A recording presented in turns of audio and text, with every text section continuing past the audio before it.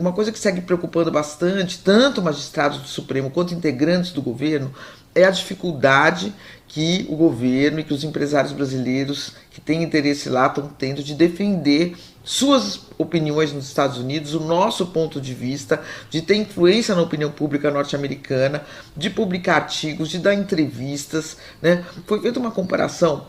para mim, inclusive, uma autoridade fez uma comparação do tempo em que o Lula estava preso, né? Você se lembra, né, Megali, que volta e meia sai artigo no New York Times, sai artigo de intelectuais criticando o Supremo, criticando o Sérgio Moro, abaixo-assinados, existe uma mobilização muito grande internacional para defender o Lula, para criticar aquela prisão. Dessa vez, com exceção da entrevista do próprio presidente Lula ao New York Times, né, o que abundam na mídia americana são textos e mais textos contra o ministro Alexandre de Moraes, né, do Supremo Tribunal Federal, como se ele fosse um ditador comandando o Brasil, como se a gente vivesse num regime autoritário, sem que um outro ponto de vista seja contemplado, sem que o governo consiga defender o ministro, sem que o Supremo consiga defender o ministro, sem que haja uma defesa da democracia brasileira, né? Sem que se consiga levar o ponto de vista, os fatos de que o ministro Alexandre, por mais que se possa criticar os seus atos, e ele é muito criticado, inclusive aqui dentro do Brasil, né?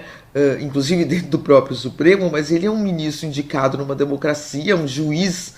que tem autonomia, que pode dar as decisões que quer, tem legitimidade para isso, tem mandato para isso, e essas decisões podem ser revistas por um colegiado, ou seja, não existe absolutamente nenhum paralelo com nenhuma ditadura. Mas esse ponto de vista não chega na opinião pública. Eu conversei até com uma americana, né? Eu conversei até com uma pessoa do governo brasileiro envolvida nas tentativas de negociação com o governo Trump, que diz que sim, que há essa dificuldade, né, mas que é difícil,